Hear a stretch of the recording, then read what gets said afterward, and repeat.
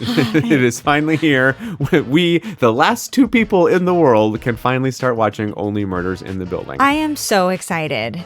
I mean, more than anything, any show, probably murder show, I have been waiting to watch this. I mean, I love Steve Martin. Who doesn't? He's a national treasure. Yeah, and Martin Short is hilarious. Yes. And Selena Gomez is a great actress. I have never seen her in anything. Oh, and then we've got this great New York apartment building, and people have talked to me about the interior design, set deck of this show. This show is, again, we're going to be saying things that everybody else has said throughout all of this. So apologies if you're just like, yes, we know it's a beautiful looking show, but it is. Yes, and it's is a so beautiful fun. show. Great writing. What's not to love? What surprised me though about this show, this is not going to be a recap. We'll get to our guesses in a second. This is just going to be our experience through the show, because how we're going to do this is like this. We have made our guess. We have watched the first episode. We followed our rules, and that as soon as there was a crime and a title sequence, we made our guess. In this case, it literally was right before the title sequence where Selena Gomez is over a dead body covered in blood, and Steve Martin and Martin Short come in, and she's like, it's not what it looks like. We'll get to our guesses on that in a second. But basically, at the end, we're going to watch an episode, talk about it, and see if it changes our guesses. Yeah. That is how we're going to approach this.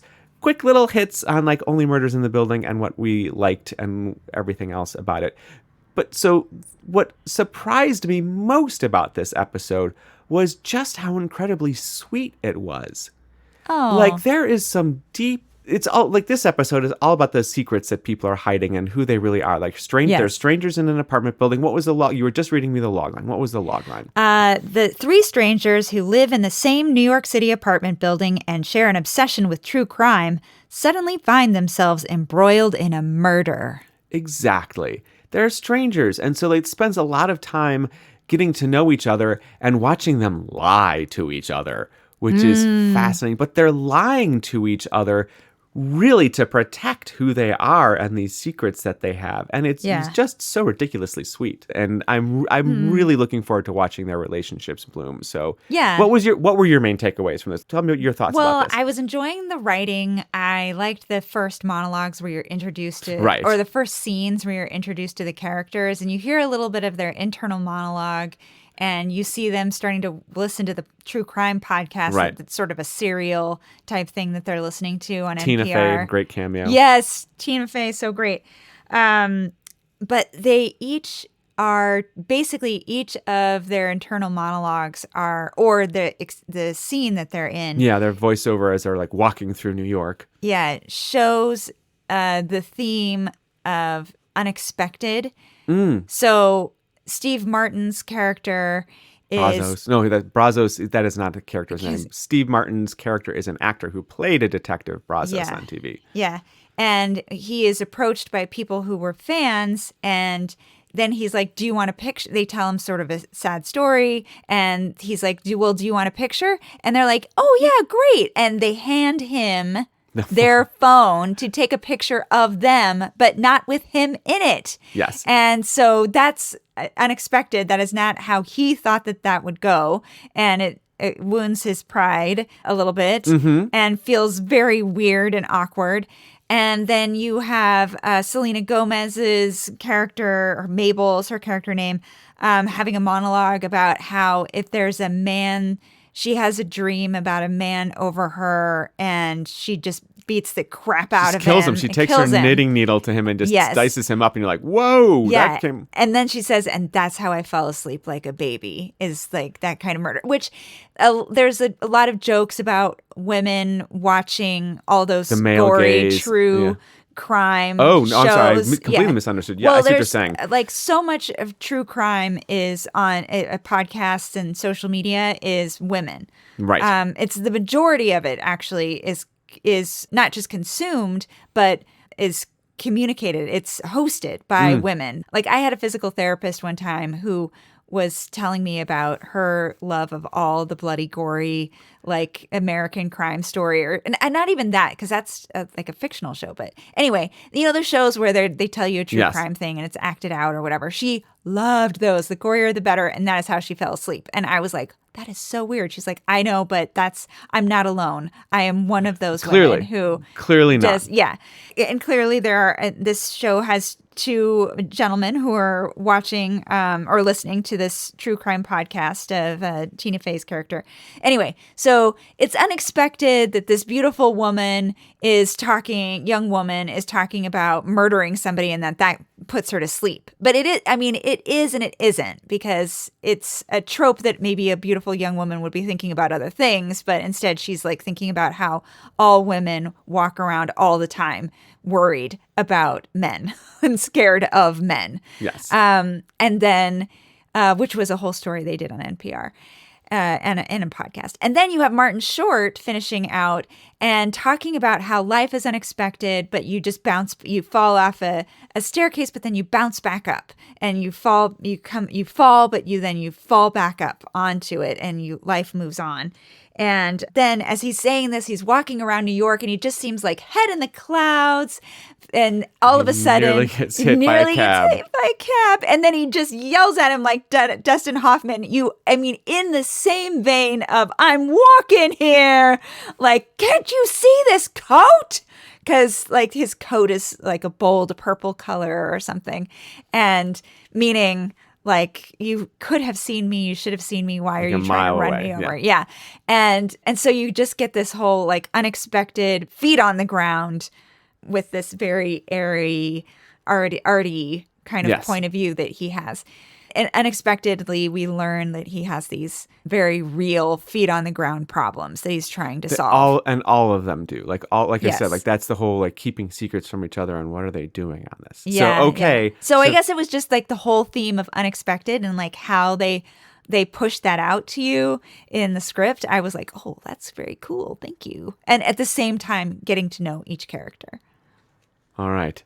Well, we had to guess, like 40 seconds in is when we see the first body. And then we watch the rest of the opening. And the body, of course, now that we know Selena likes to like fantasize about like killing people with her knitting needles.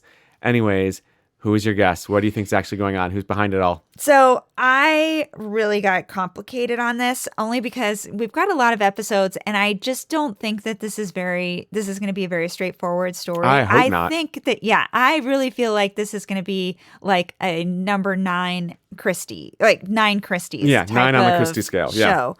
Yeah. And by the way, the Christie scale, like the Richter scale, is logarithmic. So like what that means is that like between 1 and 2 is actually 10 times more powerful than 1. So like a 9 Christie is like 10 to the 9th times more complicated than just like 1 Christie. I'm just saying, it's just it gets really complicated the further up you go. So I'm glad you understand. It's almost as complicated as trying to understand a logarithmic scale. Yeah, I'm going to say that for sure. I agree with that. But who's your guess? And I'm going to use up all my guessing juice trying to figure that out. So I'm just going to leave it be and say yes, and other math. That is the answer to just about everything. Yes, and other math. So, I think there's going to be more than one murder. And we know that. No, we don't. We find out by the end of the episode that there is one character who everybody or the police think is a suicide, but everybody else is convinced that no, right. that was a murder. There's at least 2 dead people in this story. Yeah, in this episode alone. Yes. So I think that there is going to be one serial killer who's come out of retirement. And I think that is going to be one of the murders, or 2 of the murders are going to be taken or are going to have been the result of a serial killer. And then I think there's going to be a cheesemonger who was slighted by somebody. Okay. We've gone from serial killers to cheese. Sure. Yeah. I'm here for you. And then I think there's going to be somebody who was accidentally killed. So an accidental murderer is what you're saying. Yeah. So manslaughter. There's a little bit of manslaughter in with your homicide. Yeah. Not planned and not... Yeah, manslaughter. Well, yeah, I know. But even manslaughter seems... accidental manslaughter, I think, is the actual term. Like somebody is killed, but that was not the person's intention. I think that there was. I think there's also a dead trigger warning. A dog. I think there's a dead dog in that here is somewhere. accidentally killed, not meaning to. I think that's going to happen. Herd, I maybe should have put you down to one guess on it. You've got 3 different guesses and animals. Not you're like. I think and then there's going to be a lover's quarrel in there too. That is going to.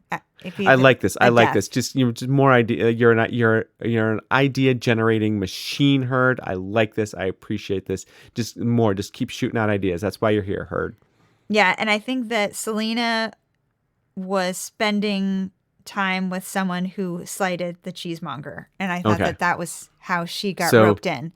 So Selena. Okay, gotcha. So the cheesemonger was the one who actually killed the body that Selena is over, and that was one of Selena's romantic interests. Maybe. In addition to the serial killer, the accidental murderer, and the dog killer. Yeah. All right. Yep, that's how I'm. Cast a wide net, Herd. Yeah, it's the first episode. Cast a wide net. Well, and I'm not trying to overdo. I guess I am kind of a try hard. I just meant that Agatha Christie, right? There are all these different stories that all these interweave. Different stories, all these different people doing different things. Yes. Doing different things. And so, and everybody thinks that everything is connected, but that turns out it is not. Except for the people being in the same environment. Okay. But everybody's doing their own thing in their own time. And so that's why I came up with all those different options. How about you, Jacob? So I only came up with one guess. And my guess is that the person that Selena is over, she didn't kill him, obviously. I mean, she's one of the good guys. Yeah. She didn't kill this person. This person was an informant. This person said, meet me here in this apartment and I'm going to give you some information about what's going on. Uh-huh. And then the real killer killed that person to frame Mabel. So I think the real killer just did this to frame Mabel. And I think the real killer is into it because someone wanted their apartment. That's it. So it's a real estate story. Yeah, it's all about money. It's all about money and real estate. That's what I say right now. Yeah. That's where I'm at. Some unknown person framed Selena and set this up to get an apartment in the building. I like it. That's it's where neat. I'm at. It's neat, clean. clean. Tidy. Mm-hmm. Yeah. Truthful. Yeah. People need real estate right now. It's true. Okay. Well, we'll see. We'll find out. We'll see you at the next episode of Only Murders in the Building. And we'll let you know how our opinions change. Yeah, if they do. If they do. I mean, I think you're kind of, you got a lot of options to choose from. I have a lot of options. I'd like to see what happens with you. If you are suddenly like, no, I think this actually has to do with a trip where they went on a yacht trip to the Seychelles. Is that how you say that? Mm. Or let's say Turks and Caicos. Sure. And then it just, and then there was a storm and they nearly died and they weren't helpful. And so, yeah, maybe there's like a sliding doors thing that happens. You might change your mind. We're getting into alternate realities. Yeah. Okay. All right. Well, we'll keep watching and we'll let you know what happens. I mean, you already know what happens. We're the only people who doesn't know what happens. We'll let you know if our guesses change as we find out what happens. See you soon.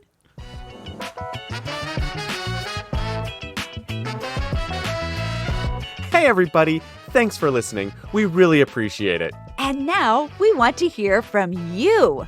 Tell us your guesses, your scores, and your suggestions for what shows we should watch next. Go to our website, cluedunnitpodcast.com, or email us at cluedunnitpodcast@gmail.com. Or find us on Instagram and Facebook at Cluedunnit Podcast, or on Twitter at Cluedunnit. And if you like the podcast, please rate us and review us on Spotify or Apple Podcast to help us get the word out. And maybe you'll hear your review read on the show. Want to be a Cluedunnit private investigator? Leave us a few bucks at cluedunnitpodcast.com and we'll send you a personalized, official Cluedunnit private investigator license. officially approved by the totally fake Podcasting Adjudication Board in their secret headquarters in a mountain outside of Squamish. We hope to hear from you soon, Because watching TV is always better with friends.